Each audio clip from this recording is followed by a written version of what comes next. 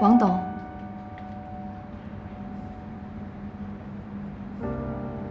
坐吧。哦，不了，你有什么吩咐就直说吧。我们都这么多年没见了，你还是回来了，尚文芳。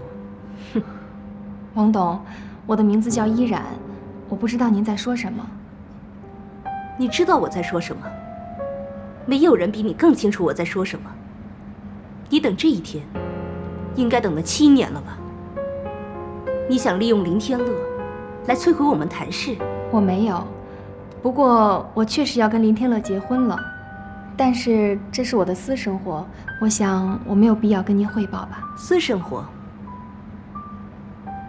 哼，你的私生活就是把自己装成一副楚楚可怜的样子，然后步步为营，再利用男人的同情心来达到你想要的目的，这是你最擅长的事，对吧？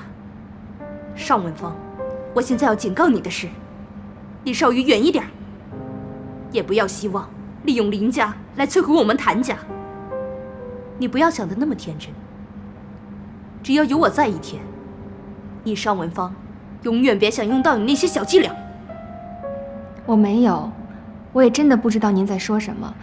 如果没有其他事情的话，我还有工作，我就先回去了。我正式通知你，你现在被开除了。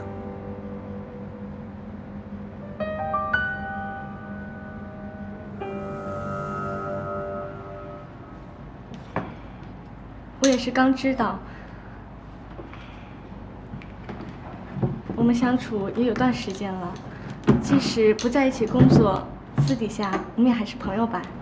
那当然了，这是我做的报表，具体的交接内容都在里边了。门卡。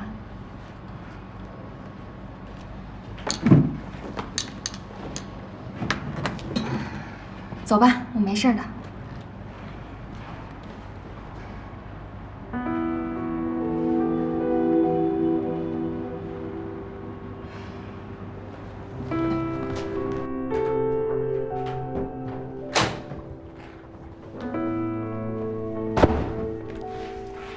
回来啦？今天怎么回来这么早啊？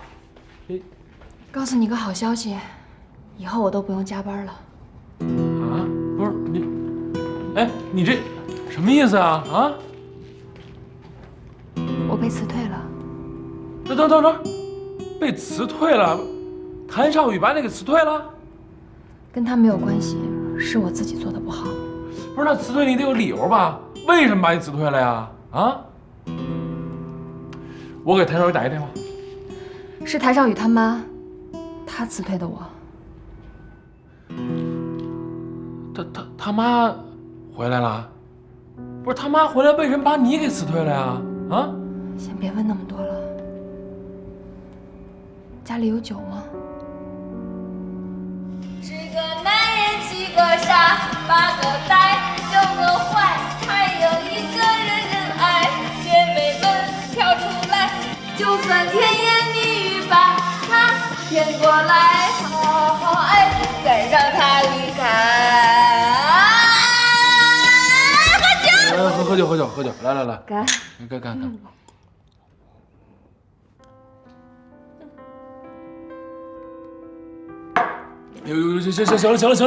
行了，哎，今天咱别再喝了，行不行？再喝就该伤胃了，好不好？啊！这些年，多少痛多少苦，我都熬过来了，这点酒算什么呀？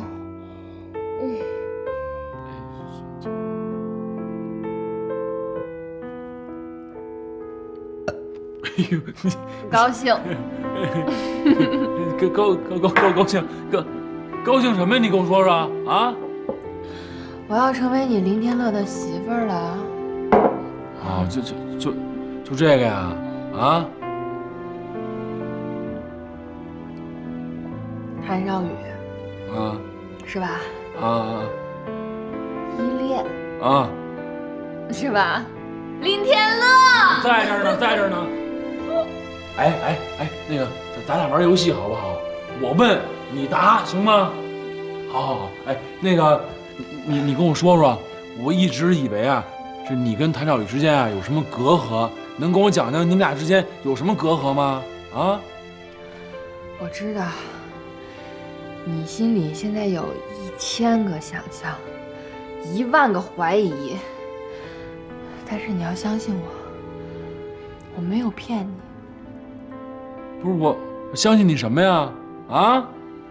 哎，你看啊，我现在都把你啊，依恋呀当亲人了，你不应该把我当亲人吗？你跟我说点实在的，好不好？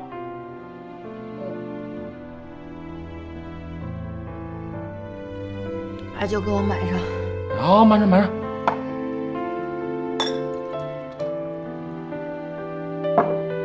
哎，刚才我那问题啊，你还没回答我呢。你跟谭少宇，到底怎么了？依然睡着了啊？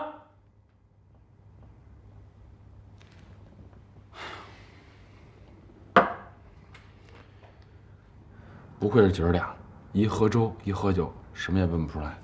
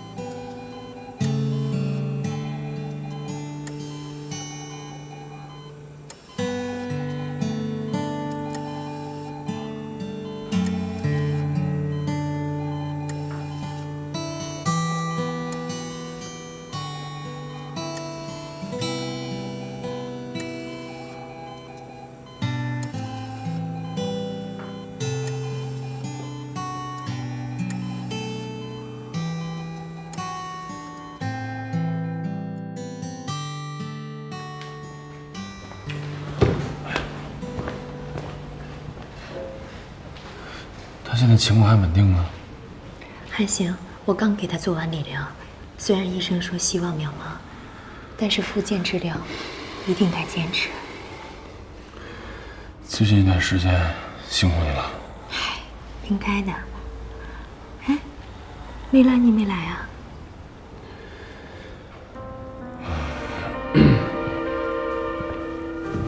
我们分手了。你知道他爸爸欠咱们家1000万吗？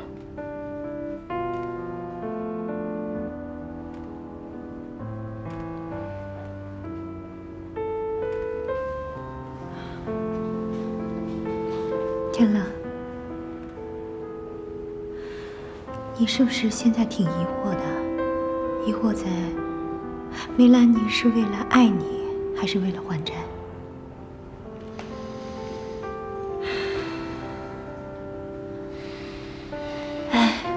你知道年轻人和老年的差别在哪儿吗？年轻人吧，什么事情都愿意问为什么，什么事情都要归根到根源去。而老年人的心里却是，什么事情动机不重要，重要的就是结果。什么意思啊？当年吧，我在百货公司工作，然后每天都要穿着12厘米高的高跟鞋，一站就要站8个小时，站得我满脚血泡的。当时我就在想，我一定要找一个男人，然后可以每天不用站柜台，不用满脚血泡的。后来呢，我就认识你爸爸了，然后他给我一个稳定的家，我们就这样10多年就过去了。当时呢，我嫁给你爸爸的时候，我并不爱他，但是到现在，我可以很负责任地告诉你，我爱他。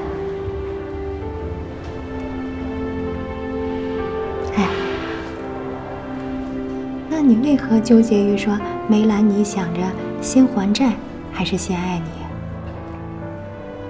最重要的是，他最后爱上你了，那不就可以了吗？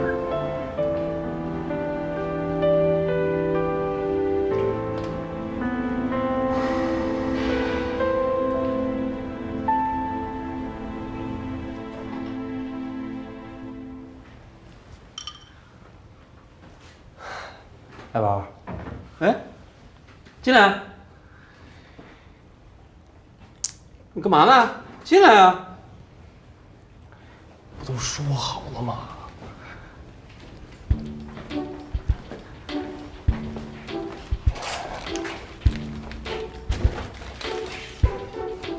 宝儿，我跟晶晶决定在一起了。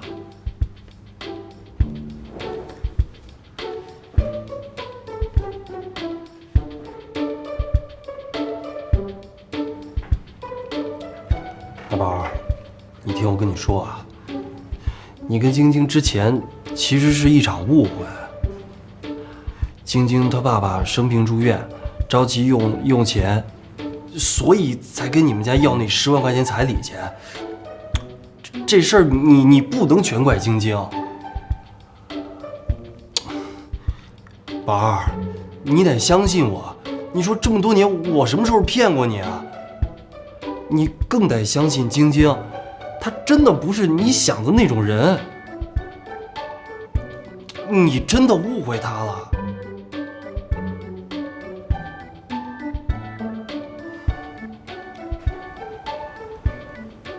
宝儿，你看，你跟夏丹也甜蜜了，也幸福了。我希望你也能祝我跟晶晶幸福。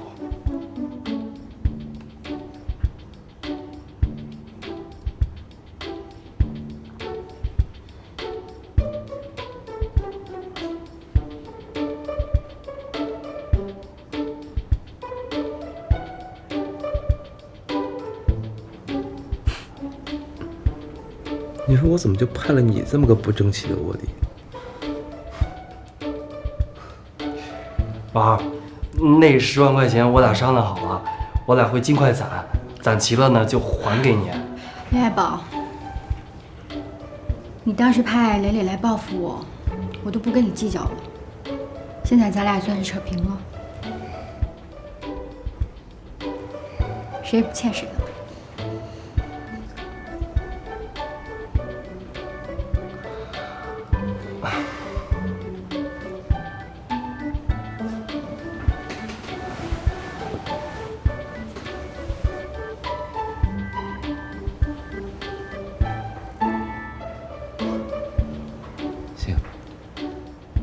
这场反间战最终以我方卧底投降、失败惨重而结束。晶晶，过去的事都过去了，从今开始，替我好好照顾好我兄弟。放心吧，我祝你们幸福。谢谢。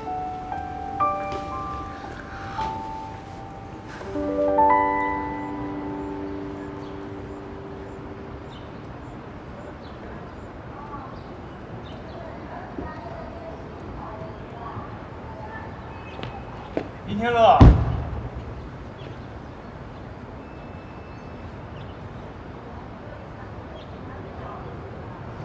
这个你收下吧。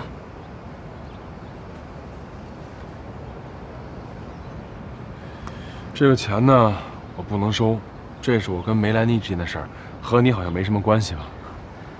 如果我告诉你，妮妮现在是我女朋友，是不是就关我的事儿了？我今天来找你呢，就是为了告诉你，妮妮已经答应做我女朋友了。我们家跟她的关系，我想你大概也知道。其实梅叔叔呢，一直都希望妮妮嫁给我，可惜那个时候你们在一起。不过还好，你们现在分开了。我父亲已经答应梅家帮他们还所有的债务。李先生，其实不瞒你说，这些年来我为妮妮付出了很多。我想我最终打动了她，她选择接受了我。她现在是你女朋友？没错，我有足够的信心给她幸福。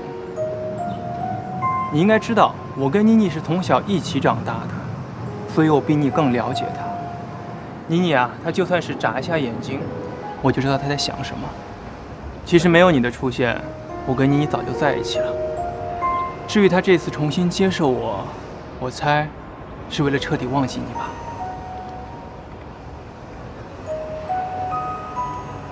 我跟梅兰妮说了，这钱我不会要的。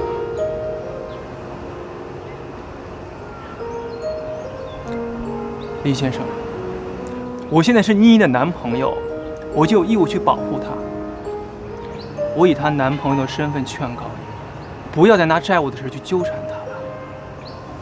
啊，妮妮告诉我，只有你跟她之间没有债务问题，她才觉得不欠你什么。话说回来，你我都是男人，大家应该明白，作为一个男人，他不希望自己的女朋友在爱自己的同时，还要去顾及另外一个男人。李先生，正是这个现实吧。收下这笔钱，妮妮让我告诉你，从今以后，她再也不想见到你。这是她的意思？没错。妮妮的话我已经带到了，再见。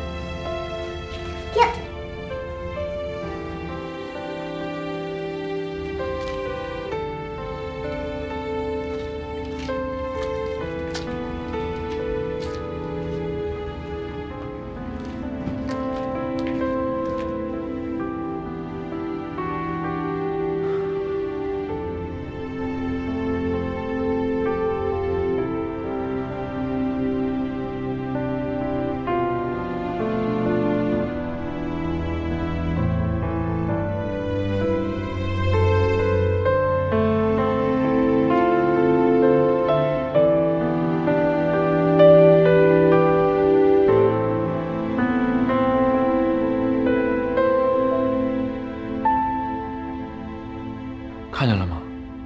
啊，这么多钱，咱先不说这钱哪儿来的，我先给你讲讲给钱这人。看这章了吗？莫哲。你知道莫哲是谁吗？莫哲是梅兰妮的一个发小，俩人关系很好，属于青梅竹马那个类型的。这钱就是他给的。这莫哲呢，一直很喜欢梅兰妮，虽然梅兰妮没跟我承认啊，但是我知道，我了解。没准儿不像你想象的那么复杂，万一是梅兰妮跟他借的呢？那你给我解释解释，他为什么要借给他这么多钱？梅兰妮拿什么还？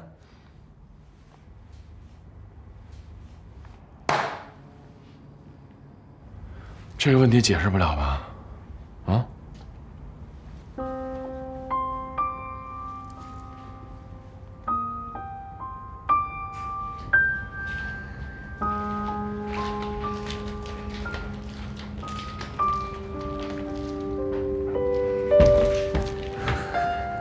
依然，梅兰妮姐姐什么时候回来呀？乖，去看动画片吧。少羽帅哥什么时候回来啊？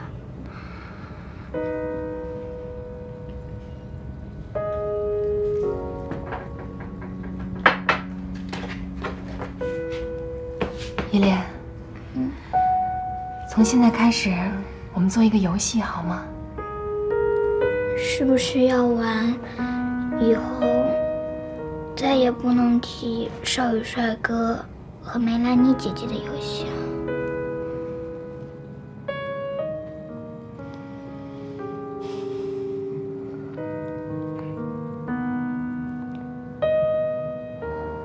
不对，我们要做一个让大家都开心的游戏，就是从现在开始的每一分每一秒，你做的事情都要让这个家充满快乐，好吗？好，我会听话的。我想让你快乐，也想让天乐快乐。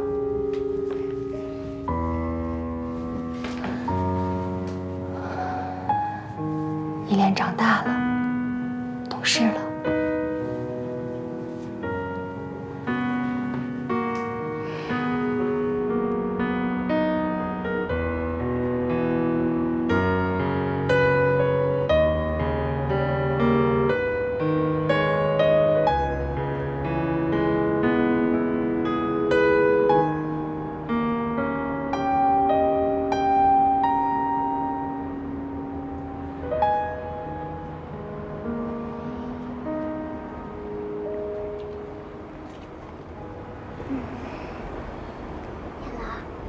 你在看什么呢？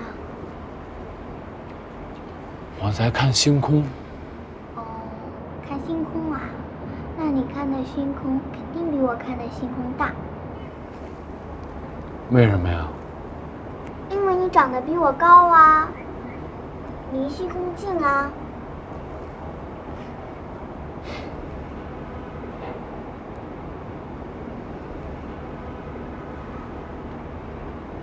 天乐，我给你讲个笑话吧。好啊。很久很久以前呢，有一根火柴呢，它走在路上，突然呢，它的头啊就好痒好痒好痒，它就挠啊挠啊挠，挠啊挠啊挠，突然，砰，着了，怎么办呢？这时啊，就来了一辆救护车，牙医的把火柴送到了医院。到了医院啊，他就包啊缠呐，包啊绕啊，被包成了一个什么你知道吧？被包成了一个棉签，就这样。然后呢，过了几天呢，他的伤就好了。他来到镜子前一照，你猜他又变成了什么？变成了一根啊牙签。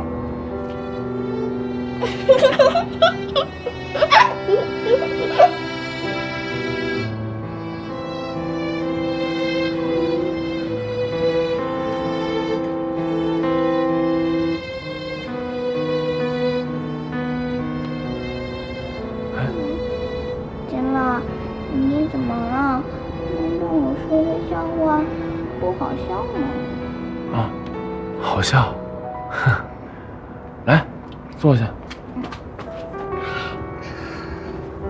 陪我看会儿星空。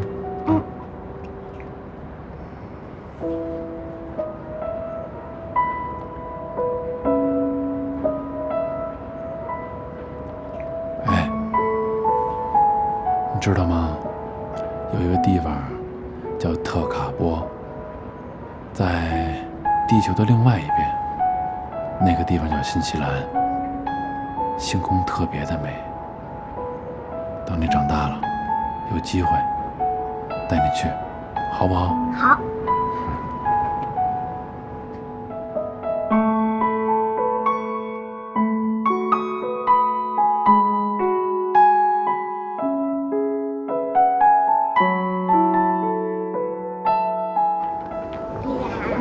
我想跟这些小朋友玩一会儿。一会儿吧，那去吧。玩一会儿就上来啊。行。注意安全。哟，小心小心！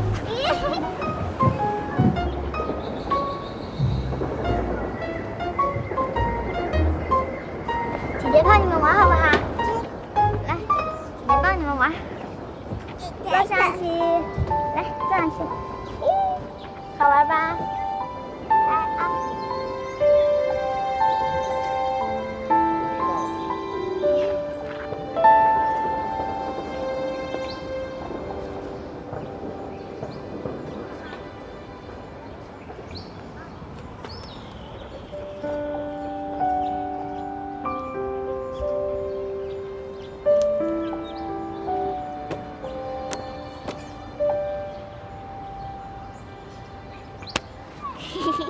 少宇帅哥，我早就发现你在盯着我看了。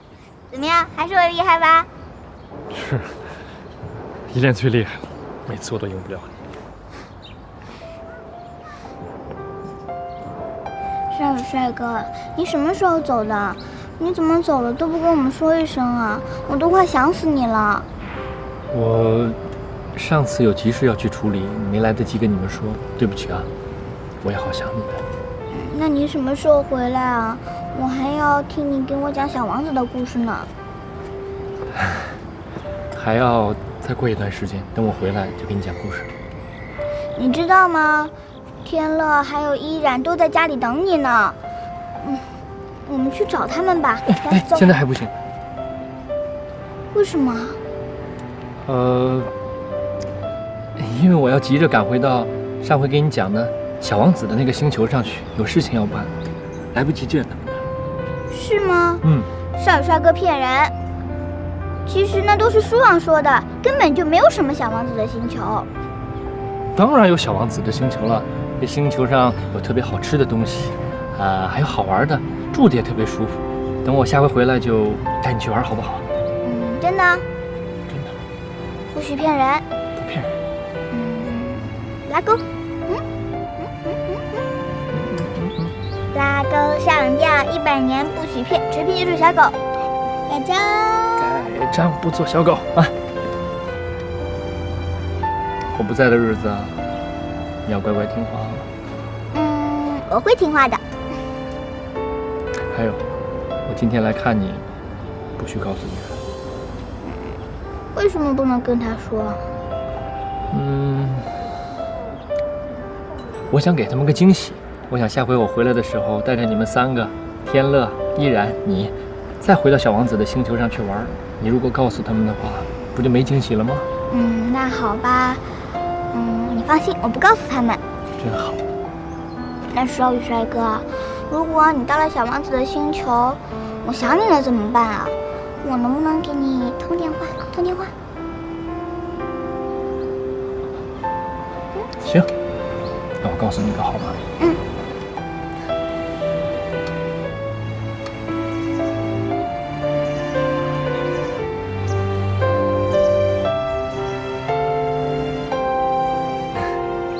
怎么样？有没有记住啊？记住了。就你聪明，但记住了不许告诉别人。告诉别人的话，我不再回来喽。那我不告诉别人。好了，快回去吧，一会儿依然该看到咱们在一起了。那少宇帅哥，你到了小王子的星球，一定要把我接过去哦。那你要记得想我，要给我通电话。好，想你，给你通电话。那我先回去了。好。少爷帅哥再见。依恋，让我抱抱你，来。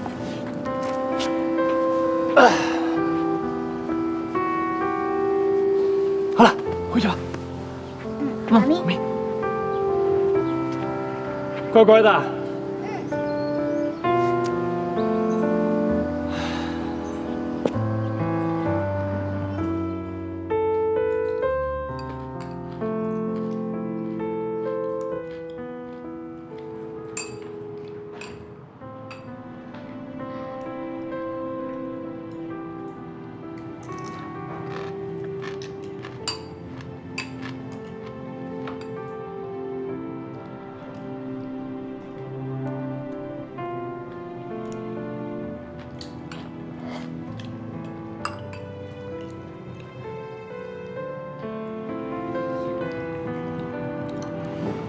最近好吗？挺好的。你呢？挺好的。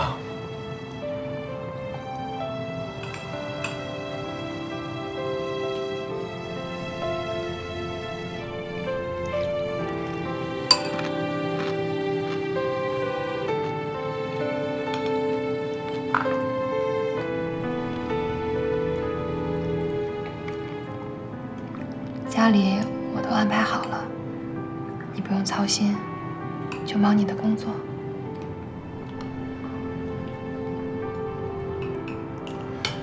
你要有什么需要帮忙的，你直接告诉我，我怕我忙，想不起来。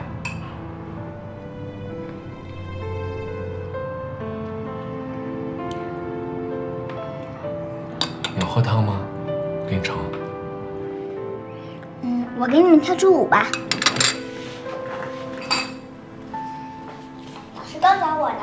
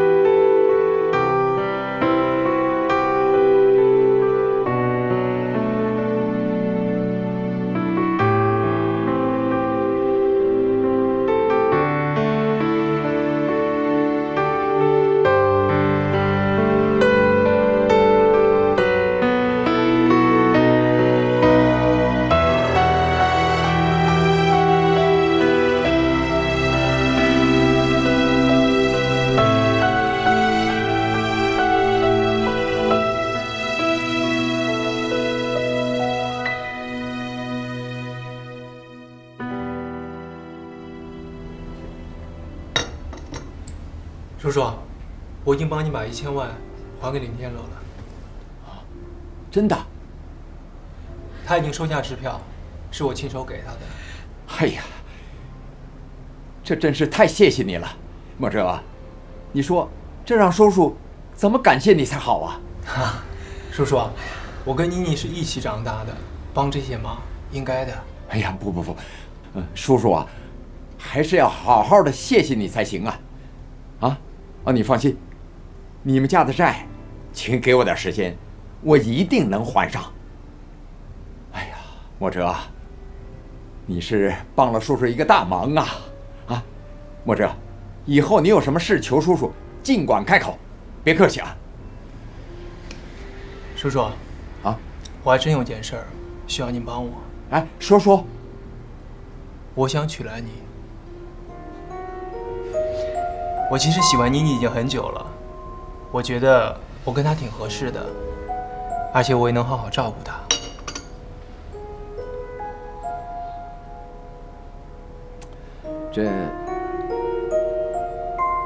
那你把这个事儿跟兰妮说了吗？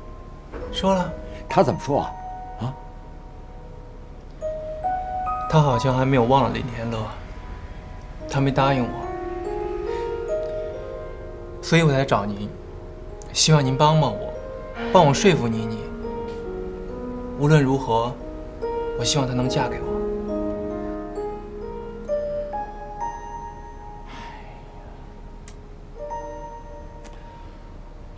莫哲啊，可这结婚的事情，恐怕叔叔做不了主啊。这事儿啊，不是叔叔帮不了你，这事儿我的确是为难呐。你看哈，这妮妮和天乐刚刚分手，而且还是因为我的原因。叔叔，那个林天乐那样误会妮妮，让妮妮那么伤心，跟他分手是应该的。其实啊，这件事儿啊，不能怪林天乐。他是什么人，我心里很清楚。他对妮妮也是一片真心的。这场误会要怪就那个林天乐根本就配不上妮妮，只有我才能让妮妮幸福。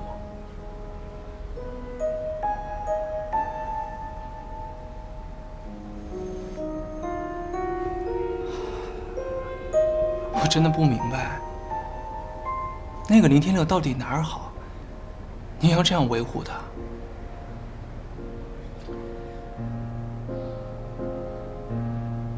孩子，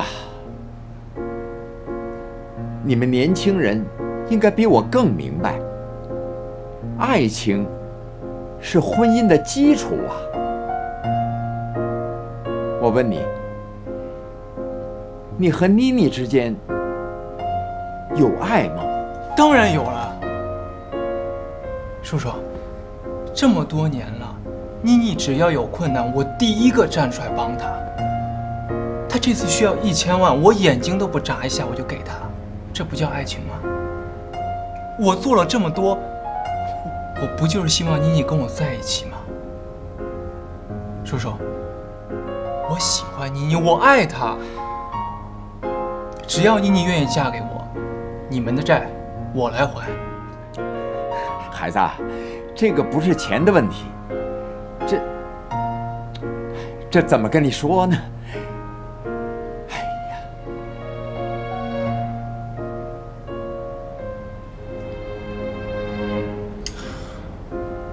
如果您不答应的话，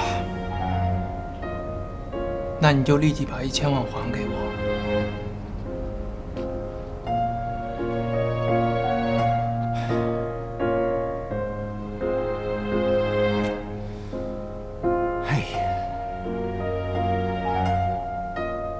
莫哲，你看，叔叔我现在的确是没钱。这样吧，你再给我点时间，我一定尽快的把钱还给你，好吗？叔叔，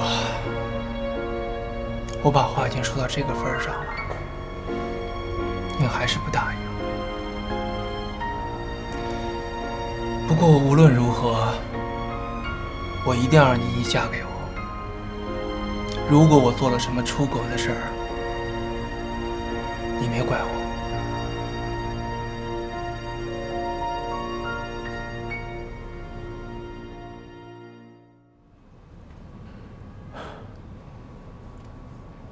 兰妮，莫哲昨天找我了。你们俩聊什么了？他跟我说，他想娶你，让我帮他劝劝你。爸，我跟他只是好朋友，我们两个不可能有别的发展啊。我也是这么跟他说的，说你的婚事，我不可能做主，得你自己做决定。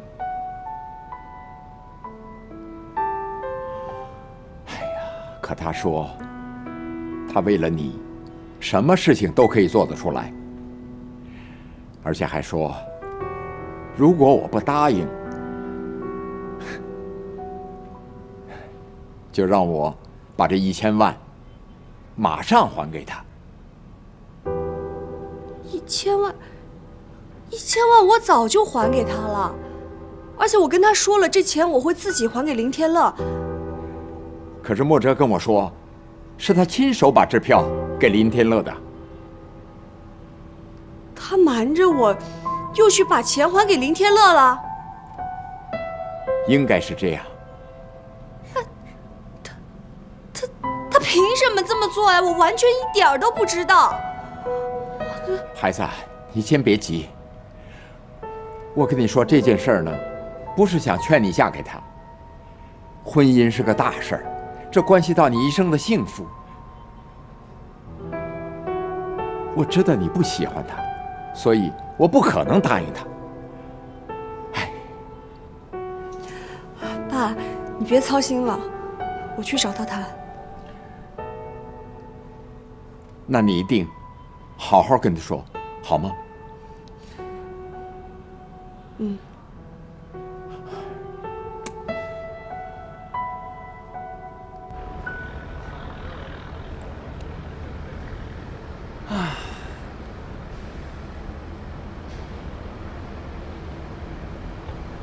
莫哲，哎，走，吃饭。干嘛呀？你凭什么去给林天乐还钱？你不告诉我？妮妮，我那是在帮你啊！你总不能让我看着你为了还债去折腾你自己吧？反正我不忍心。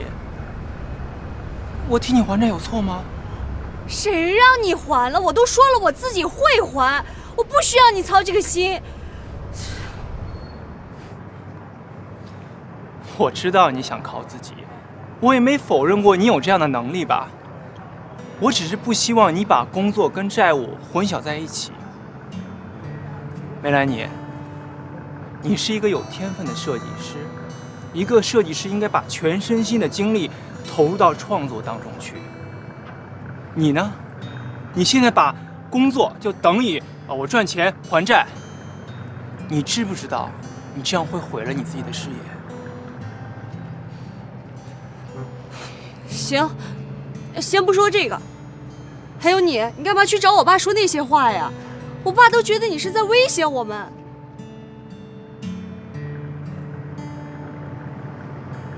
妮妮，对不起，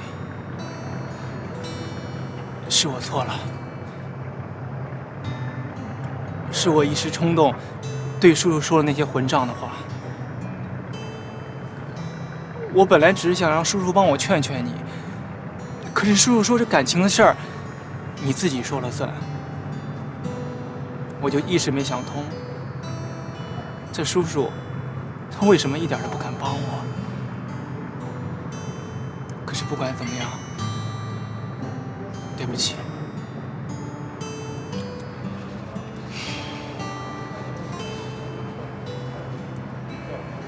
莫哲，我一直以来我都说我们是发小，你是我最好最好最好的朋友。我一直觉得你是最懂我的，也是最了解我的。但是如果我之前对你的依赖会让你产生什么别的误会的话，我今天郑重地跟你说一声对不起。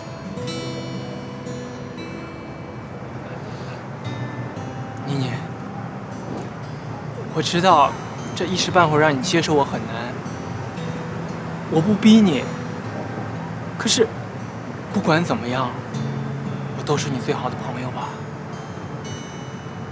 所以我觉得不管你遇到什么事儿，我都应该站出来去帮你，不让你受委屈。我希望你知道，我做了这么多事儿，当然我做错了，不过我希望你幸福。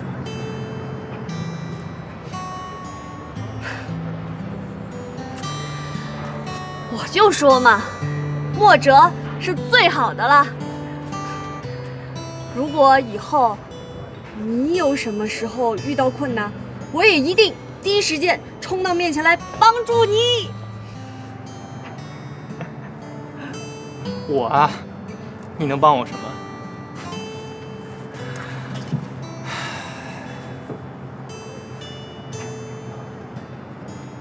妮妮啊，虽然我不知道我这样说合不合适，但我觉得有些事儿我应该告诉你。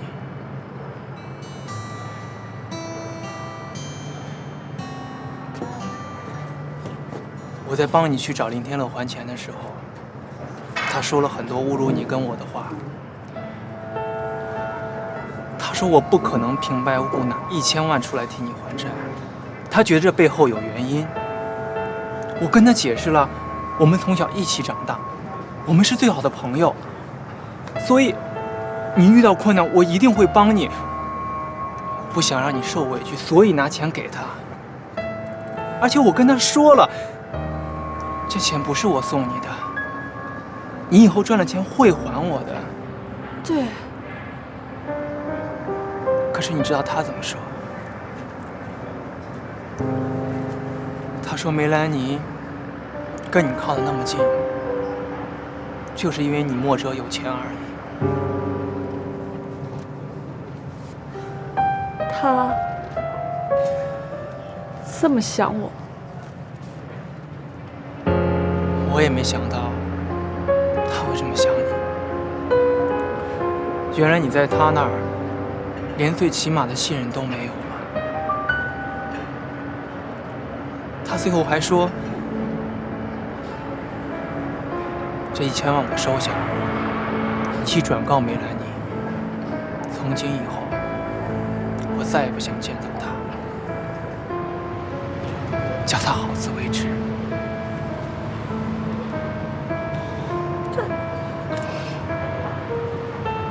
真的这么说吗？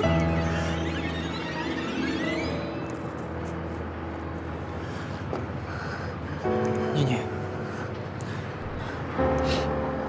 你放心，债务的事我全部都解决了。我只是要让你知道，我会永远在你身边，相信我。